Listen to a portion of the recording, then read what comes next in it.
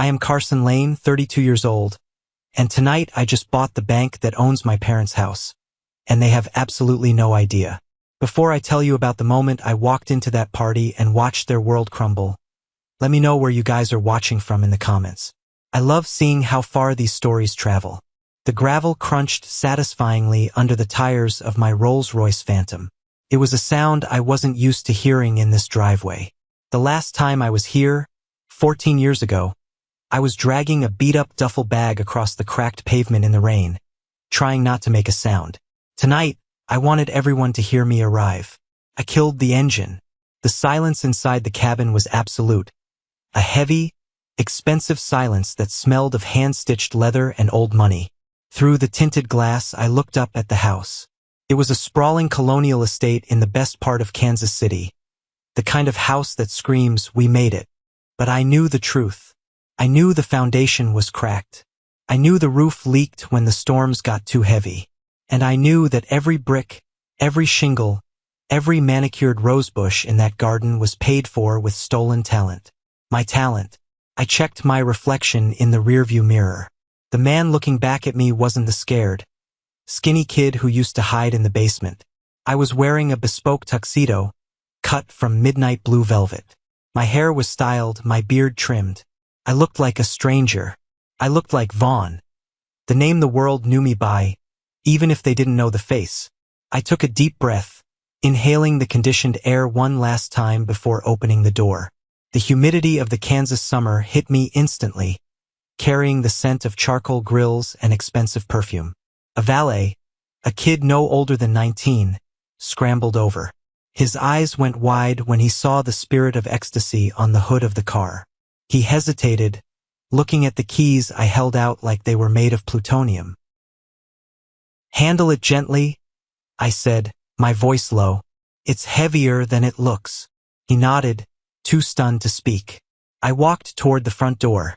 I could hear the music drifting out. A string quartet playing something generic and safe. Fit perfectly. My mother, Judith, hated surprises. She hated anything she couldn't control. The front door was open. I stepped into the foyer. It was crowded. There were people everywhere, local politicians, wealthy neighbors, a few B-list celebrities my brother Travis had probably bribed to be here. They were all holding champagne flutes, their laughter sharp and brittle like breaking glass. I stood there for a moment, unannounced. I wanted to take it in, and then I saw them. My parents were standing near the grand staircase. My father, Harold, looked smaller than I remembered. He was wearing a suit that looked expensive but didn't fit him right, hanging loose around the shoulders. He was nodding at something a neighbor was saying. His eyes glazed over. He was always good at that, checking out, disappearing while standing right in front of you. And Mom, Judith, she looked exactly the same, just with more jewelry and tighter skin around the eyes. She was holding court, wearing a silver gown that shimmered under the chandelier. She looked triumphant. And there, right beside her, was the golden child, Travis. My brother was leaning against the banister, holding a glass of scotch. He was 35 now, but he still had that boyish charm that had fooled everyone for decades. But I could see the cracks. I saw the way his hand shook slightly when he brought the glass to his lips. I saw the sweat beading on his forehead, despite the aggressive air conditioning. He looked like a man walking a tightrope over a pit of spikes. He was the guest of honor. It was Mom's 60th birthday, but tonight was really about him. It was always about him. Tonight was the night he was supposed to premiere his masterpiece, the symphony that would save his failing career. I adjusted my cufflinks. It was time. I walked further into the room. A few heads turned. People whispered. They didn't recognize me, but they recognized the money. They recognized the way I walked, like I owned the floorboards beneath my feet. Mom looked up. Her smile froze. It didn't drop. It just calcified. Her eyes narrowed, scanning me from my polished shoes to my face. For a second, I saw confusion. Then, recognition. Then, pure, unadulterated annoyance. "Carson," she said. Her voice wasn't loud, but it cut through the chatter near us. Dad looked up, blinking. "Carson." "Hello, Mother." "Hello, Father." I said. My voice was steady. Travis choked on his drink. He coughed, his face turning red. What are you doing here?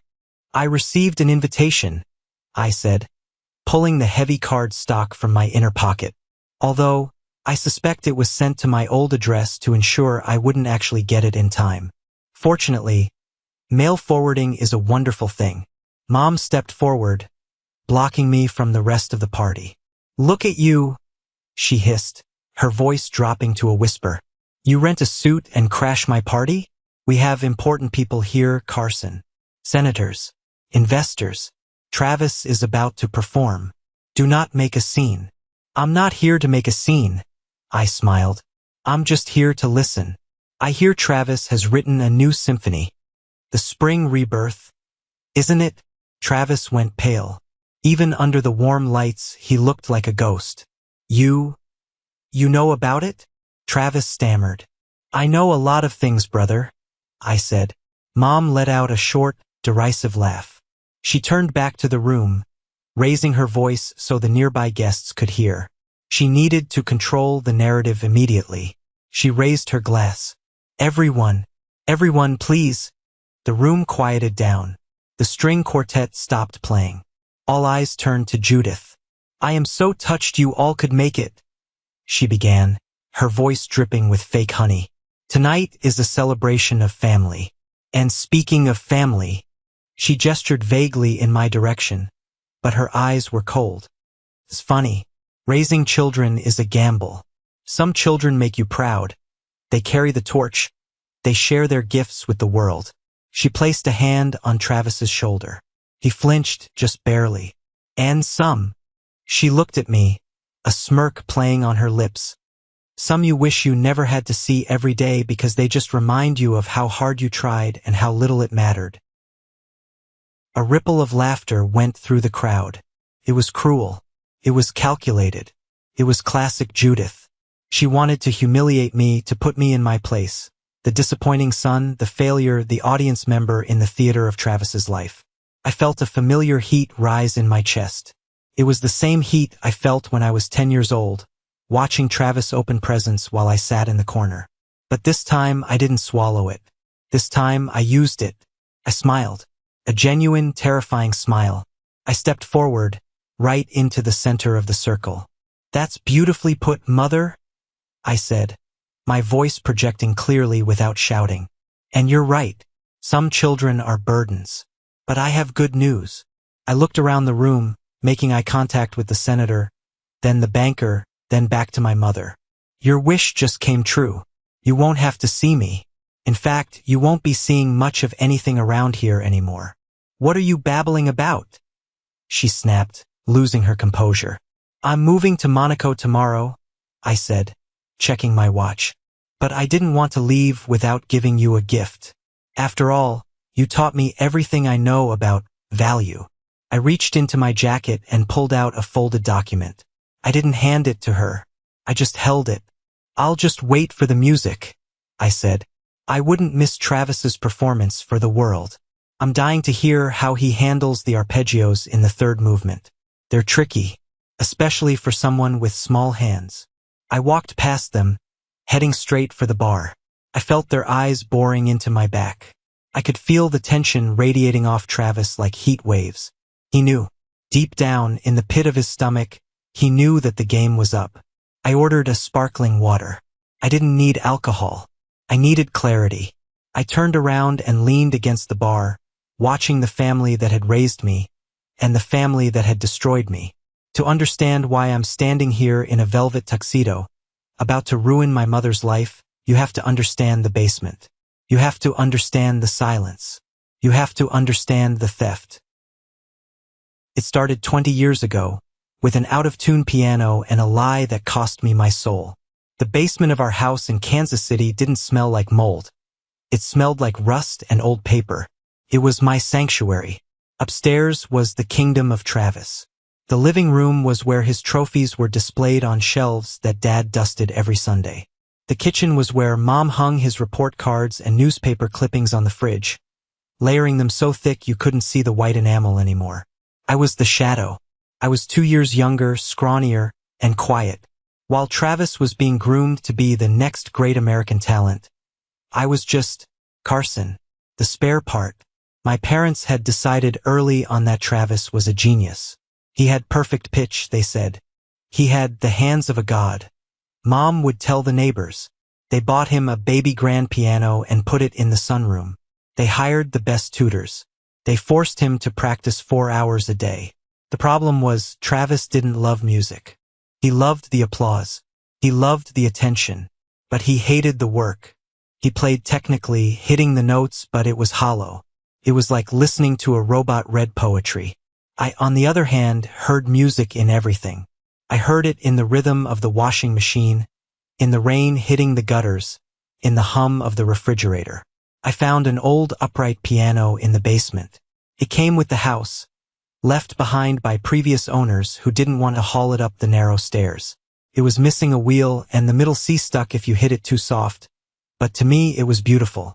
I taught myself. I couldn't read sheet music at first, so I played by ear. I would listen to Travis's lessons through the floorboards.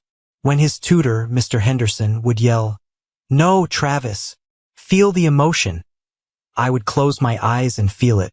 My fingers would dance over the chipped ivory keys of the basement piano, playing what Travis couldn't. One afternoon, when I was 12, I was down there, lost in something I was making up. It was a sad, rolling melody that felt like winter. I didn't hear the door open. "Carson." I froze. My hands hovered over the keys. I turned around to see Aunt Eileen standing at the bottom of the stairs. Aunt Eileen was Dad's sister, but she was nothing like him. She was loud, messy, and smelled like peppermint and cigarettes. She was a retired music teacher who had been pushed out of the family circle because she didn't have ambition. She walked over, her eyes wide. "What was that? What were you playing?" "Nothing," I mumbled, terrified Mom would hear. "Just noise." "That wasn't noise, honey," she whispered, sitting on the bench next to me. "That was a composition. Did you write that?" I nodded, looking at my sneakers. "Play it again." I did, and that was the beginning. For 2 years, Aunt Eileen was my secret. She came over on Tuesdays when Mom took Travis to his sports massage, because geniuses need massages, apparently. She taught me how to read music, how to structure a melody, how to write down the sounds in my head. "You have a gift, Carson," she told me one day, her hands shaking a little. "A real gift. Not like what goes on upstairs. But secrets in a house like ours don't last forever." The turning point happened when Travis was 15. There was a statewide composition competition.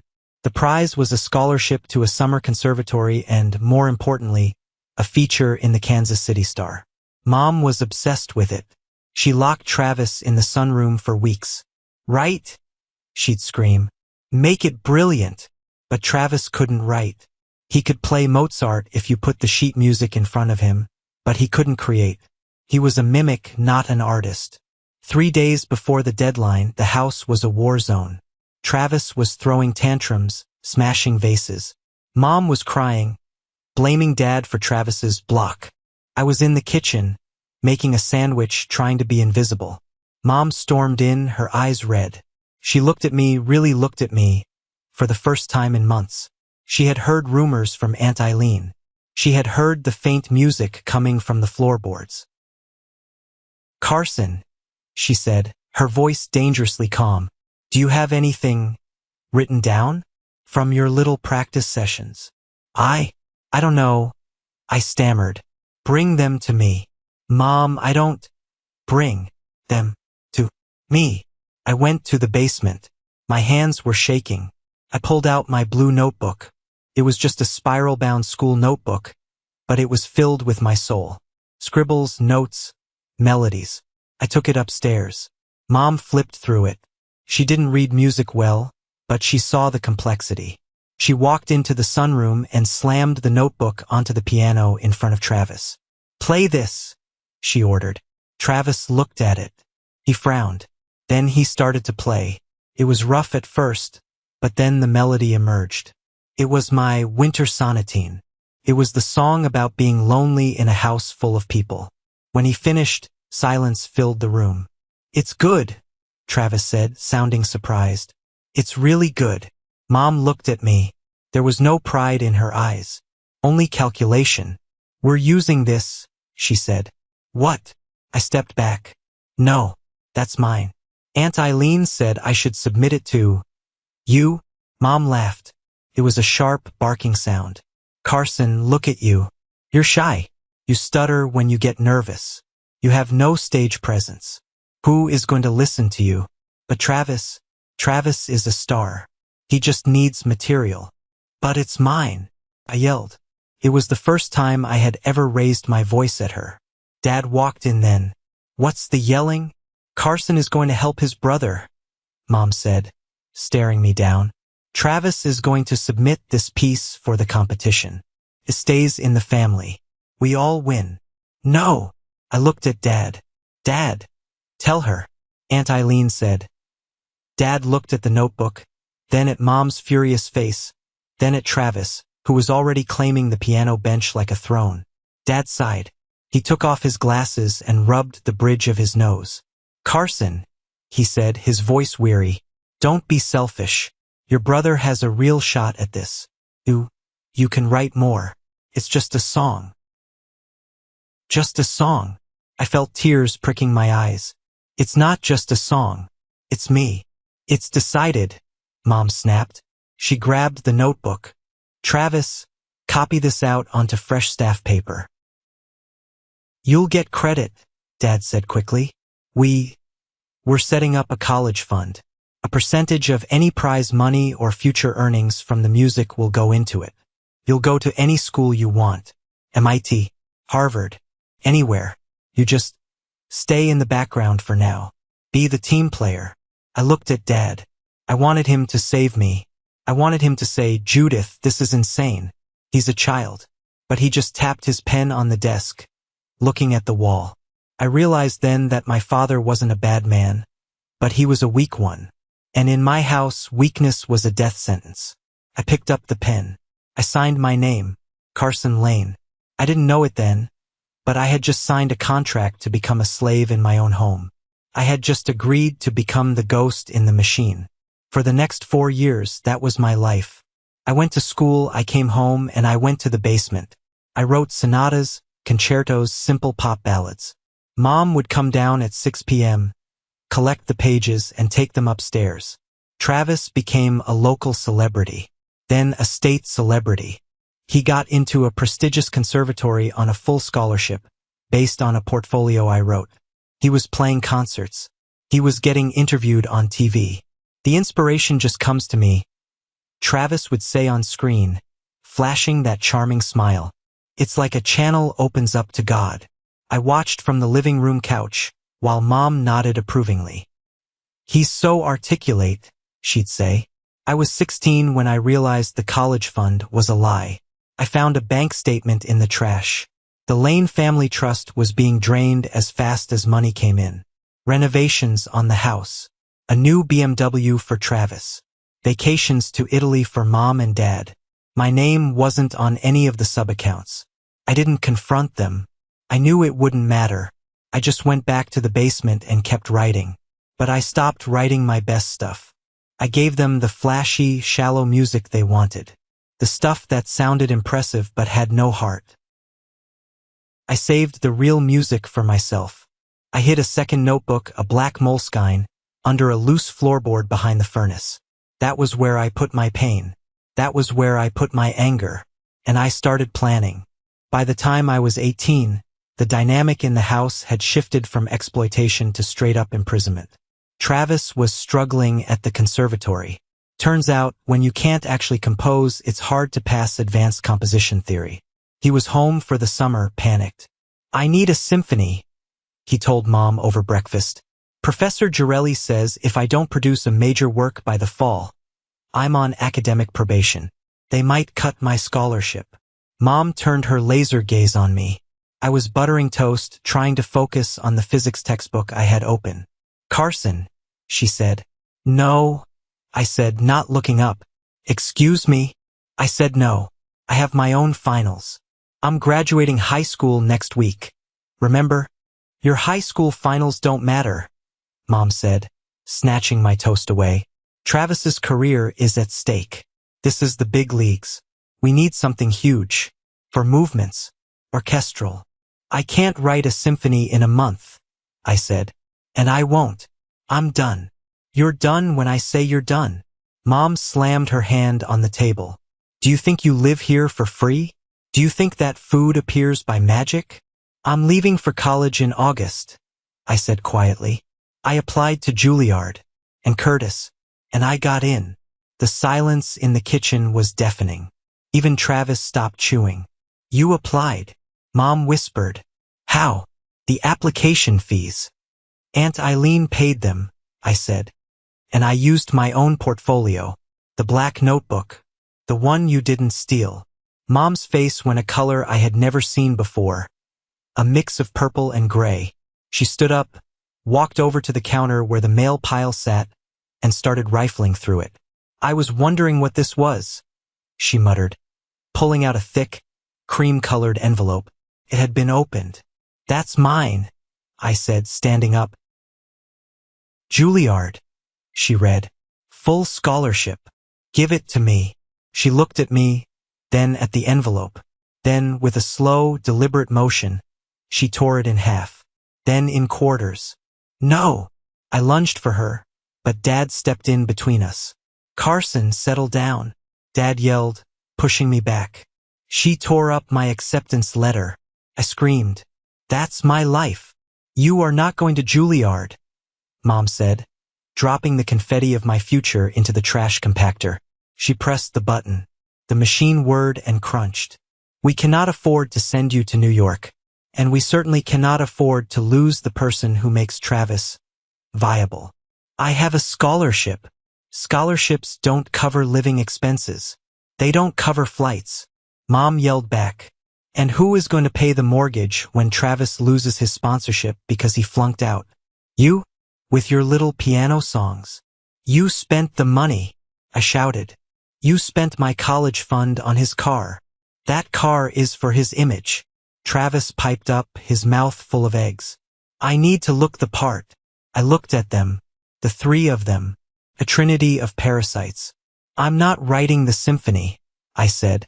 My voice was cold now. I'm leaving. Today. If you walk out that door, Dad said, his voice trembling, don't expect a dime. Don't expect to come back. That's the plan, I said. I went to my room to pack. But when I got there, the door was locked from the outside. I jiggled the handle. Open the door. You can come out when you have the first movement written. Mom yelled from the hallway. There's a keyboard in there. And paper. Get to work. Couldn't believe it. They had actually locked me in. I kicked the door until my foot bruised. I screamed until my throat was raw. Nobody came. For 3 days I was a prisoner. Mom slid trays of food under the door like I was an animal. I didn't touch the keyboard. I lay on my bed, staring at the ceiling, feeling a hatred so pure it almost felt like peace. On the 4th night, a thunderstorm rolled in. The power flickered and went out. The electronic lock on my door was battery operated. Of course it was. Mom wasn't an architect. But the window. I went to the window. We were on the 2nd floor. There was a trellis with ivy growing up the side of the house. It was slippery with rain, but it was my only shot. I grabbed my backpack. I had the black notebook tucked inside my shirt, against my skin. I didn't take clothes. I didn't take my toothbrush. I just took the music. I climbed out into the rain. The wind whipped my face. I slipped once, scraping my arm raw against the brick, but I caught myself on a thick vine. I scrambled down, landing in the muddy flower bed Mom's prize hydrangeas. I trampled them on purpose. I ran. I ran through the neighborhood, the rain soaking me to the bone. I didn't go to the bus station.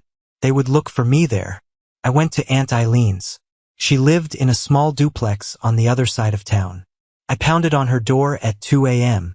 She opened it, wearing a fuzzy pink robe, a cigarette dangling from her lip. Carson. She pulled me inside. My God, you're freezing. What happened? I told her everything. The letter, the lock, the demand for the symphony. Aline didn't say a word. She just went to her kitchen, poured me a mug of hot cocoa, and then went to her bedroom. I heard her rummaging around. She came back holding a small velvet box and a stack of cash. "This is $5,000, she said, putting the cash on the table. "It was my emergency fund. And this." She opened the box. It was a diamond ring. Vintage. Beautiful. "This was your grandmother's. It's the only thing of value I have left." "Aunt Eileen, I can't." "You can and you will," she said, her voice fierce. "You take this. You sell it. You get as far away from those vampires as you can. Do not go to New York. They'll look for you at Juilliard. Go further." "Where?" "Europe," she said. "Go to Paris. Go to Vienna. Go where music is in the stones. Reinvent yourself. Change your name. Become the artist you are, not the shadow they made you." I hugged her. She smelled of smoke and salvation. "What about you?" I asked. "Mom will know you helped me. She'll cut you off." "Let her." Eileen smiled sadly. "I'm tired of their parties anyway." I left the next morning on a Greyhound bus to Chicago, and from there, I bought a one-way ticket to Paris. I was 18. I had a backpack, a notebook, and a stolen diamond ring. I was terrified, but as the plane lifted off, breaking through the storm clouds into the sunlight above, I heard a melody in my head. It was soaring. It was free. I opened my notebook and started to write. I didn't write a symphony for Travis. I wrote the soundtrack to my own escape. Paris in the winter is not romantic when you're broke. It's gray, wet, and bites right through your coat. I lived in a closet-sized apartment in the 18th arrondissement. The walls were paper-thin, and my neighbor was an old man who cooked cabbage soup every night. The smell seeped into my clothes, into my hair. I sold the ring for way less than it was worth, but it was enough to buy a cheap electric piano and pay rent for 6 months. I changed my name. I dropped Lane. I dropped Carson. I became Vaughn. Just Vaughn. It sounded strong. It sounded singular. I got a job washing dishes at a bistro near Montmartre. My hands, which were meant for playing Rachmaninoff, were red and chapped from hot water and detergent. But at night I played. I found a jazz bar called Le Caveau. It was dark, smoky, and smelled of spilled wine. The owner, a grumpy man named Henri, let me play the piano in the back during the slow hours in exchange for free beer and leftovers. I didn't play jazz. I played my own style, a fusion of classical structure with modern, melancholic emotion. It was the music of the lost. One rainy Tuesday, the bar was empty except for a woman sitting in the corner. She was wearing a trench coat and sunglasses, even though it was dark inside. She had a bottle of expensive red wine in front of her. I was playing the Winter Sonatine, the real version, not the butcher job Travis had played. I was pouring my guts into the keys. When I finished, I heard a slow clapping. The woman stood up and walked over to the piano. She took off her sunglasses. I recognized her immediately. It was Isabella Rossi. The Isabella Rossi, the opera diva who had famously walked off stage at La Scala 2 years ago and vanished. "Who wrote that?"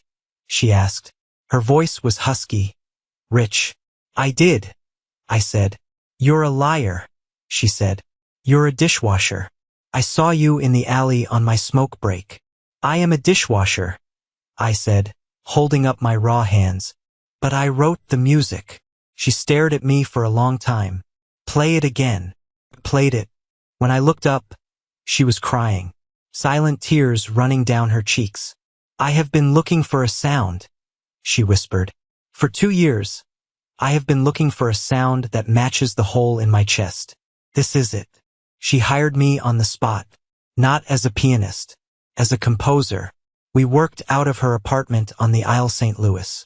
It was huge, filled with light and velvet furniture. For 6 months, we just wrote.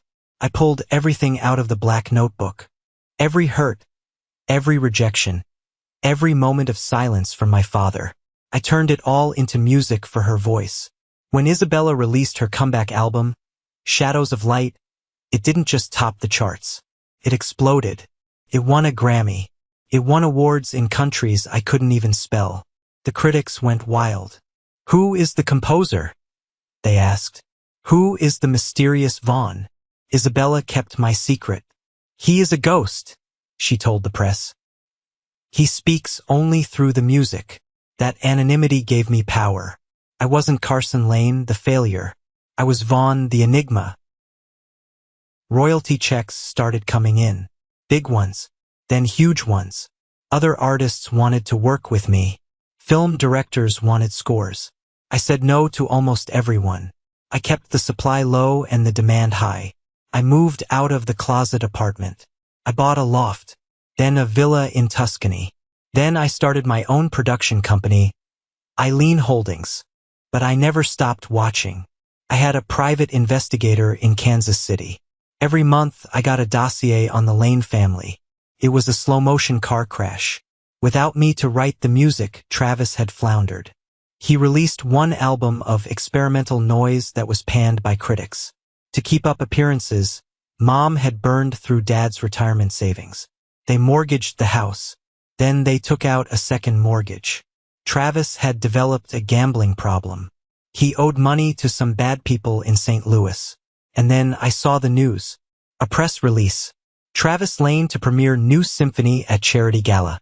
I zoomed in on the photo. Travis looked desperate. The article said this was his comeback. I called my investigator. "Find out what he's playing." 2 days later, I got an audio file. It was a recording from a rehearsal. Travis was playing a piece called Spring Rebirth. I listened to the first 10 bars and laughed out loud in my empty villa. It wasn't new. It was an exercise I had written when I was 12. It was in the blue notebook, the one Mom had stolen years ago. It wasn't even a full song. It was a fragment, a practice scale I had turned into a melody. He was going to try to stretch a 3-minute practice etude into a symphony. He was going to fail. But I wasn't going to let him just fail. I was going to destroy him. I picked up the phone and called my banker in Zurich. "Marcus," I said, "I need you to buy something for me." "What are we buying, Vaughn?" "Another vineyard." "No," I said, looking at the photo of my childhood home. "I want to buy a debt, a specific portfolio of distressed mortgages in Kansas City. And I want to buy a car, a Rolls-Royce." "You're going to America?" Marcus asked. "Yes," I said. "I have a birthday party to attend." The acquisition of my parents' debt was surprisingly easy. They were so leveraged that the local bank was happy to offload the toxic asset to an anonymous holding company. For the price of a mid-range sports car, I essentially owned the roof over their heads. But I didn't stop there. I bought the loan on Travis's BMW. I bought the promissory notes he had signed with the loan sharks in St. Louis. That was a stickier negotiation, involving Marcus and some very large security guards, but cash talks. By the time I landed in Kansas City, I owned them. Every fork they ate with, every pillow they slept on, technically belonged to me. I spent the day before the party in a hotel suite at the Ritz-Carlton preparing. I wasn't just bringing financial ruin. I was bringing legal ruin. Marcus flew in from New York with a briefcase full of documents. Copyright registrations. Original timestamps of my compositions. Affidavits from Aunt Eileen. "You know," Marcus said, sipping an espresso while reviewing the files, "you could just sue them. We could settle this in court. You don't have to go there." "Court is boring," I said, adjusting my tie in the mirror. "Court is private. They humiliated me in public, Marcus. For years. They made me feel small in front of everyone. I want them to feel small." "It's theatrical," Marcus warned. "I'm a composer," I shrugged. "I like drama." I drove the Rolls-Royce to Aunt Eileen's new place first. I had bought her a condo in a gated community 2 years ago, anonymously at first, then I told her. She was the only one who knew I was Vaughn. She was waiting for me on the porch. She looked older, frilier, but her eyes were still sharp. "You look expensive," she said, hugging me.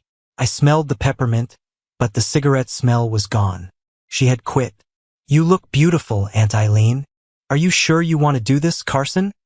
she asked, holding my face. "Revenge is a heavy stone to carry." It's not just revenge, I said. It's a correction. They're living a lie. I'm just bringing the truth. Just remember, she said softly, when you walk out of there tonight, you leave it all behind. You don't look back. Promise me. I promise. I drove to the house.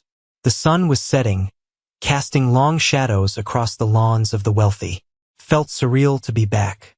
The streets were the same, but the scale was different. The houses that used to look like castles now looked like desperate attempts to prove relevance. I arrived at the party. I did the hook. I dropped the Monaco line. I watched them squirm. Now, I was standing at the bar, sipping my sparkling water, watching the clock. It was 8 p.m. Performance time. Mom was fluttering around Travis, fixing his tie, whispering frantically in his ear. Dad was pacing. The guests were being ushered into the great room, the renovated living room that had been expanded to hold a concert seating arrangement. A black Steinway piano sat on a raised platform. I walked in with the crowd, taking a seat in the back row. I wanted a wide view. Travis took the stage. The applause was polite, expectant. He sat down at the bench. He adjusted the height. He wiped his hands on his pants. "Thank you all for coming," Travis said into the microphone. His voice cracked. He cleared his throat. This piece is called Spring Rebirth. It's about finding hope after a long winter. He looked at Mom.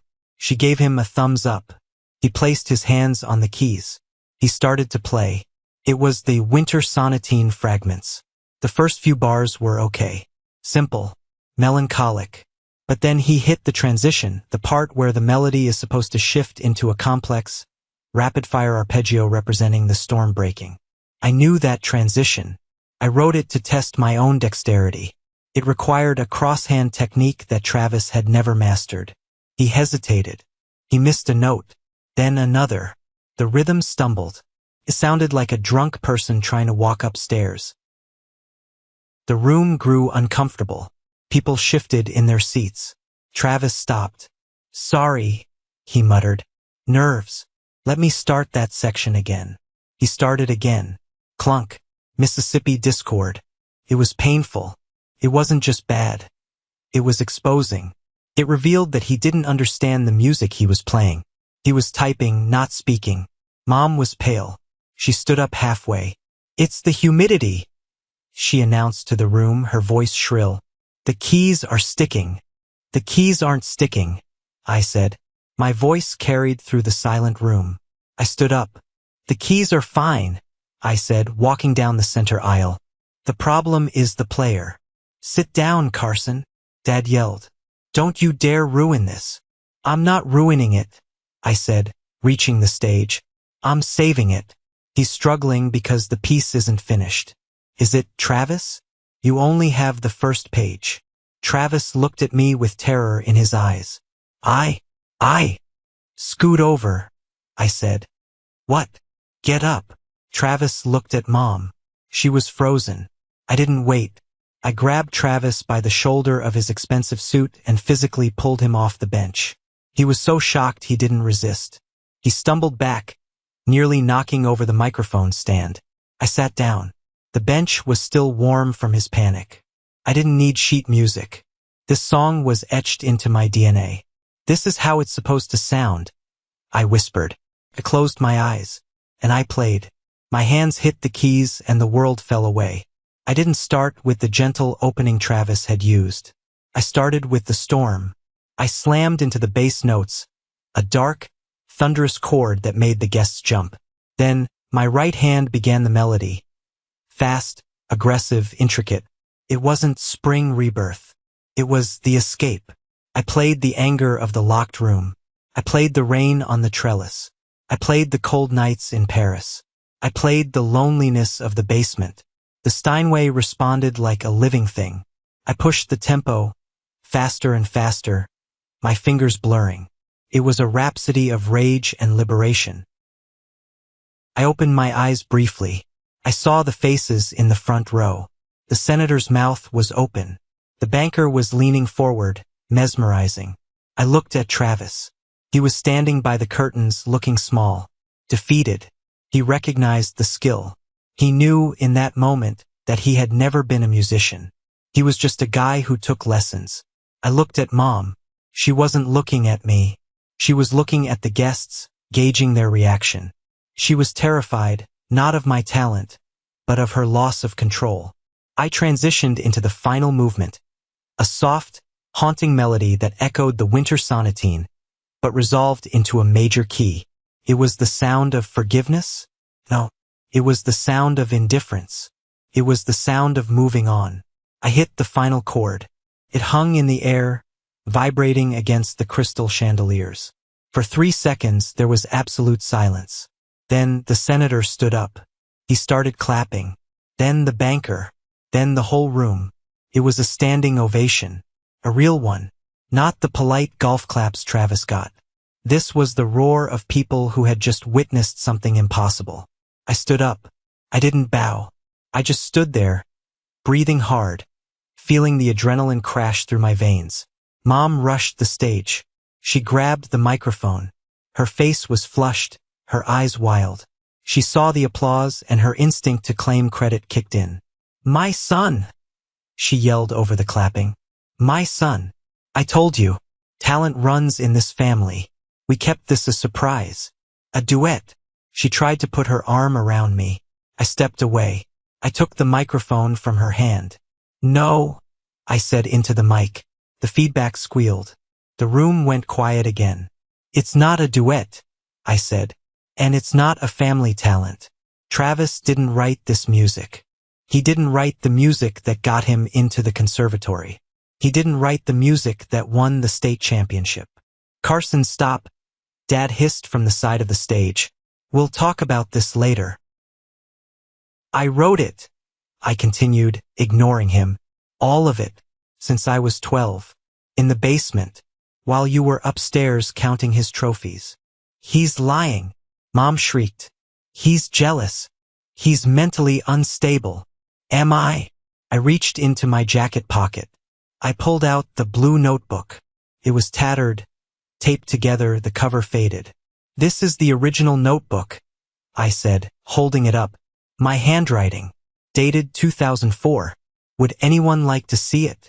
I tossed the notebook into the front row. The senator caught it. He opened it. He looked at the page, then at Travis.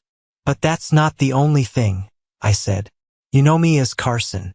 But in the industry, I go by a different name." I paused.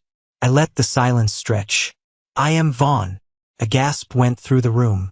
A woman in the back dropped her glass. It shattered. "Vaughn?" someone whispered. "The Vaughn? Who writes for Isabella Rossi?" "Yes," I said. "And since I am Vaughn, my hourly rate is quite high. You've been getting a discount for 20 years. I signaled to the back of the room. Marcus, my lawyer, walked in. He was flanked by 2 process servers. "This is my attorney," I said. "He has cease and desist orders for Travis Lane for performing copyrighted material without a license. He also has a lawsuit for theft of intellectual property and unpaid royalties for the last decade. We estimate the damages at around $4 million. Travis crumpled. He actually sank to his knees on the stage floor, putting his head in his hands. "But money is boring," I said, turning to Mom. "Let's talk about real estate." Mom was shaking. "What are you doing, Carson? Why are you doing this?" "Because you said you wished you didn't have to see me," I said. "And I want to make sure you get your wish. I bought your mortgage, Mother. I bought the bank note last week. You haven't made a payment in 4 months. You're in default." "No," she whispered. "Harold said he handled it." "Harold borrowed money from Travis's loan sharks to pay the interest," I said. "I bought that debt too." I stepped closer to her. The guests were silent, watching the execution. "I am foreclosing on this property," I said. "Effective immediately. You have 24 hours to vacate the premises. Everything inside the house, the furniture, the piano, the art, is now collateral against the debt." "You can't do this," Mom screamed. She lunged at me, clawing at my face. "I'm your mother. I gave you life." Dad grabbed her, holding her back. She was sobbing now, ugly, heaving sobs. "You gave me life," I said, my voice dropping to a whisper that only she could hear. "And then you tried to turn me into a battery for your golden robot. You drained me, but I recharged." I looked at the crowd. "The party is over," I announced. "Please drive safely." I walked off the stage. I walked past Travis, who was weeping on the floor. I didn't look down. I walked past Dad, who wouldn't meet my eyes. I walked down the center aisle, the guests parting like the Red Sea. They looked at me with a mix of fear and awe. I wasn't the invisible son anymore. I was the monster in the tuxedo, and I was magnificent. The walk to the car was the longest walk of my life. My heart was hammering against my ribs, but my hands were steady. I heard footsteps running behind me on the gravel. "Carson, wait, son, please." It was Dad. I stopped near the Rolls-Royce. I turned around. Dad was out of breath. He looked old, suddenly incredibly old. "You can't leave them like this," he wheezed. "Travis, he's suicidal. Your mother is having a breakdown. Where will we go?" "I don't know, Dad," I said. "Maybe you can stay with Aunt Eileen." "Oh wait, Mom hasn't spoken to her in 10 years because she bought me a piano lesson. So that's probably out." "I'm sorry," Dad said. Tears were streaming down his face. "I'm so sorry, Carson. I should have stopped her. I was weak." "Yes," I said. "You were. And silence is a choice, Dad. You chose her every single day. You watched me drown, and you just turned up the TV." "I love you," he sobbed. "No, you don't," I said simply. "You love the idea of a happy family, but you don't love the people in it. If you loved me, you wouldn't have let me sign that contract at 14. If you loved me, you wouldn't have let her tear up my Juilliard letter." I opened the car door. "Here," I said, reaching into the glove box. I pulled out a check. I had written it earlier. It was for $50,000. "What is this?" "It's a severance package," I said. "It's enough for a rental apartment and some food. Don't spend it on Travis's gambling debts or you'll starve." "I'm serious, Dad. This is the last penny you will ever see from me." He took the check, his hands shaking. "Why?" he asked. "Why give us anything?" "Because I'm not you," I said. I got in the car. I started the engine. The V12 purred to life. As I backed out of the driveway, I saw the police lights flashing down the street. Marcus had called them to enforce the eviction notice and ensure the peace. I saw blue and red lights reflecting off the white pillars of the house. I saw the guests streaming out, getting into their cars, fleeing the scandal. I watched the house disappear in my rearview mirror. The house where I learned to walk, learned to hide, and learned to hate. It was just a building now. A pile of bricks and wood owned by a shell company in the Caymans. I drove to the airport. My private jet was waiting. I sat in the leather seat, staring out the window as we took off. I watched Kansas City shrink into a grid of lights below me. Somewhere down there, my mother was screaming. Somewhere down there, my brother was realizing he was nobody. I felt a strange sensation in my chest. It wasn't happiness. It wasn't joy. It was lightness. The heavy stone Aunt Eileen talked about? I had dropped it. I pulled out my phone. I had one text message. It was from Aunt Eileen. "Did you do it?" I typed back. "It's done." I played the song. She replied, "Good. Now come home. Italy is waiting." I turned off my phone. I closed my eyes. And for the first time in 20 years, the music in my head was quiet. It was a peaceful silence. 3 years later, the sun over Lake Como is different than the sun in Kansas. It's softer. It doesn't judge. I was sitting on the terrace of my villa, drinking an espresso. The air smelled of jasmine and lemon. Inside the house, I could hear a piano. It wasn't me playing. It was Leo, a 10-year-old boy from the local village. He was the son of a baker. His parents couldn't afford lessons, so I taught him. He was playing a simple scale, but he was struggling with the timing. "Slow down, Leo," I called out in Italian. "Feel the space between the notes. The silence is just as important as the sound." He stopped. "Like this, maestro?" He played it again. slower, with feeling. Perfect, I smiled. Aunt Eileen walked onto the terrace. She was wearing a large sun hat and holding a gardening trowel. She lived in the guest cottage on the property. We had breakfast together every morning. The postman came, she said, dropping a letter on the table. It had a U.S. stamp. No return address. But I recognized the handwriting. It was shaky, jagged. It was Travis. I looked at it. Are you going to open it? Eileen asked. I thought about it. I thought about the man on the floor of the stage. I thought about the ghost I used to be. No, I said. I picked up the lighter I kept on the table for the citronella candles. I flicked it on. I held the corner of the envelope to the flame. We watched it burn. The paper curled, turning black, the ashes floating away on the breeze over the lake. What do you think it said? Eileen asked. Probably asking for money, I said. Or blaming me. It doesn't matter. That story is finished. So what's the next story? She asked. I looked at Leo inside, hunched over the keys, his face scrunching up in concentration. I looked at Eileen, the woman who saved my life with a diamond ring. I looked at the lake, blue and endless. The next story is about building, I said, not destroying. I had started the Carson Lane Foundation last year. We found kids like me, kids with talent but no resources, kids with families who didn't understand them, and we gave them a chance. We gave them pianos.